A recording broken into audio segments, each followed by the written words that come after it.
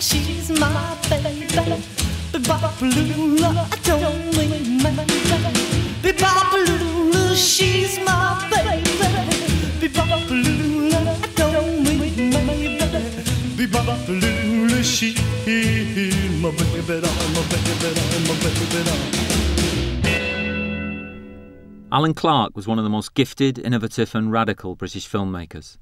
He transcended the boundaries of his profession. He was a visionary. Stephen Frears, a fellow director with Clarke at the BBC in the 70s, even went so far as to call him the best.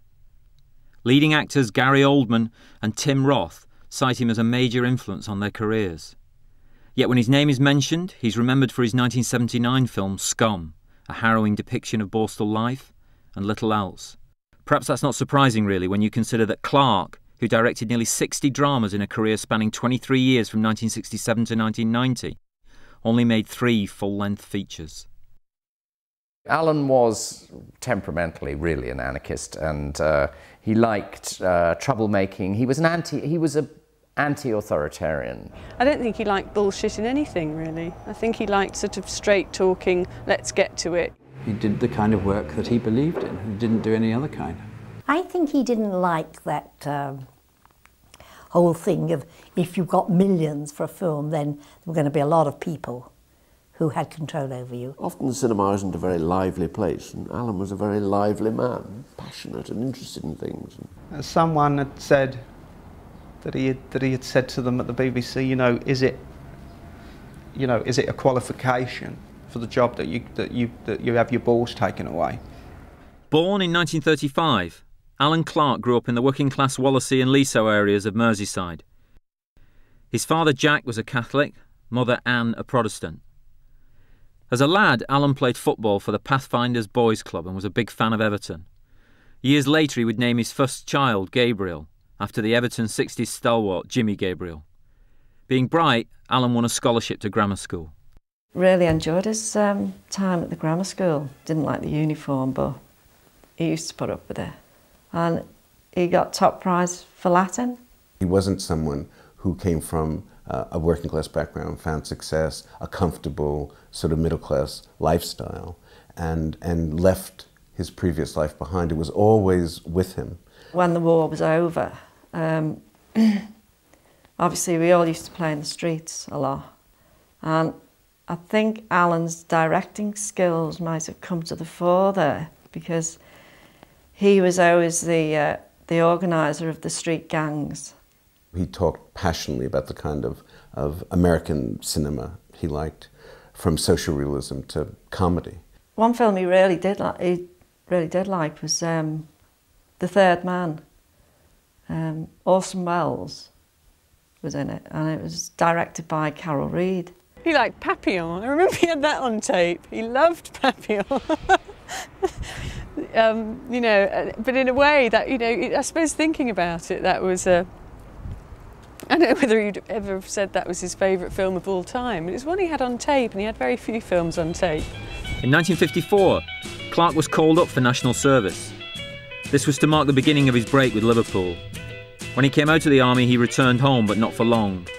By early 1957, he was off to Canada, possibly to make his fortune as a lumberjack, if certain stories are to be believed. He never made his fortune in Canada, but he underwent a life-changing experience. He enrolled for a course in radio and television arts at the Ryerson Institute of Technology. At Ryerson, he discovered the writing of Sartre and Camus, the cinema of arthouse legends such as Antonioni, Kurosawa, René and Truffaut. And he became involved with a fellow student, the future mother of his 2 children. Alan and Jane moved to London in the early 60s. He started directing at the Questors Amateur Theatre in Ealing and picking up regular work in TV with Associated Rediffusion, quickly gaining a reputation for his professionalism. By the late 60s, he was ready to realise his goal. He was a floor manager for 4 days a week, and 3 days a week he worked at the Questors Theatre in Ealing. And he'd been desperately wanting to be a director. When the next selection board came along, I had to put recommending Alan Clarke and why. So I didn't put anything about him being a floor manager, because that was fairly well known. I said, I have seen this young man's work with actors at the Questors Theatre, Ealing. It is quite remarkable, unlike anything I've ever seen. And the head of cameras put in a report, and the head of the studio facilities put in a report, and Alan got through. I mean, it was as simple as that. We fiddled the papers. People always adored Alan, and it wasn't to do with sort of results. I mean, it wasn't that he, you know, he got these enormous ratings, or he just was very easy to love him because he was so honest in some way. What you got out of Alan on the screen was the most wonderful little two-handers. Beautifully written, beautifully acted, but masterly direction. He followed the script. He never changed a word. He never messed about with the script. Alan is basically pro screenplay, and of all the best British directors, it's only in the later years, it's only with the experiments, particularly in Northern Ireland, particularly with Elephant, that he becomes what you might call an auteur, in the sense of only thinking of the script as a beginning. And that process of throwing out the script on Elephant, I know, was incredibly painful to him. And he had pangs of conscience, which no cinema director would have. While he was working, he was totally obsessive about work. And totally, I was going to say such a silly thing, like it's as if he had a premonition, he had to pack an awful lot into a short period. But that's the way he worked. Underneath Alan's apparently casual manner, often late, always saying he didn't know what he was doing, scruffy, apparently undisciplined, hours and hours of thought had gone in, mostly at night, where he'd been working on the script in bed at 3 o'clock in the morning. He used to carry around these little sort of cards with him, and I mean, it was amazing. He'd never have great huge books. He always had these tiny little cards that he'd sort of keep in his pocket, and he'd write down little notes, and I think probably write down those notes that he'd worked through in his head and that he needed. Oh yeah, I think he probably was absolutely prepared. Clarke completed a successful apprenticeship at Associated Rediffusion. By the early 70s, he was becoming established at the BBC, despite his non-Oxbridge background. He didn't look remotely like a director. He was scruffily dressed. He was known as Scruff Clarke. He looked as though he'd been dragged through a hedge backwards. He was completely accessible to everybody, from the tea lady to the head of plays, and he treated them all exactly the same.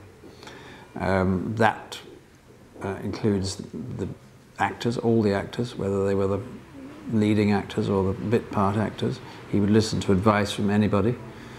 He obviously had his own ideas, but everybody felt that they were completely free to suggest things just as they wished to do, and that made him very, very special. Well, he was very, very funny, and he was he had a sort of truth about him, I suppose. And, you know, he was like a sort of worker priest or something. I mean, he was a sort of big, handsome man, you know, a big, handsome working man, and inspiring. In 1972 at the BBC, Clarke made To Encourage the Others, based on the hanging of Derek Bentley, and had his first of many brushes with controversy. The case itself was very controversial because the accomplice to the crime, who was over 16, was actually hung, whereas the boy who killed the policeman was not hung. And people had been asking for a posthumous pardon for Derek Bentley for years and years. And it appealed to Alan because Alan's work was, in particular, always on the side of the underdog. And it looked as though the police and Lord Goddard and others had ranged up against Bentley, who was a poor, not very bright young man, and gone for, you know, sacrificial victim.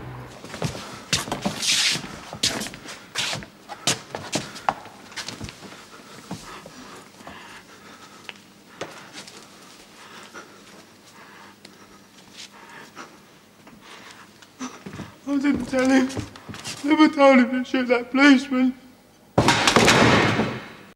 The good thing about the BBC in those days was, I don't mean to be provocative, but was that they employed people who bit the hands that fed them. I mean, you weren't a real man at the BBC unless you were attacking the BBC. As long as some bastard of a director general didn't come along and actually ban your film, you could say whatever you wanted. There was this freedom to say what you wanted, and the rare excitement of knowing it was being talked about by people all over the country.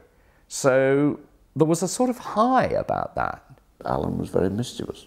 So he was always doing things that must have driven them mad. He would want to shoot in black and white, or he'd want things to be very long, and would defend his position. And I imagine that they admired him as much as he drove them bananas. In 1977, the TV version of Scum was banned. Certain parties felt its vision of Borstal life was unrealistic. If anything, it was too realistic. This event marked a turning point in Clarke's career. Alan was determined that it shouldn't become the defining event of his life. I must move on, he kept saying. I can't spend years becoming bitter about it. But there's no doubt that it embedded an anger in him, and that it embedded a sense of hopelessness about anything in Britain ever really changing. And his work becomes darker. He simply had to get his ideas and his vision of England in particular. He had to get it down, whether it was video or celluloid. He couldn't have been a human being if he wasn't working at capturing what he saw around him and what was inside his head. And it was unstoppable. And there's a quote in Made in Britain. Trevor says, "I'm in it for life." Well, it has one meaning when Trevor says it, but I always felt that was what was true about Alan Clarke. He was in it for life.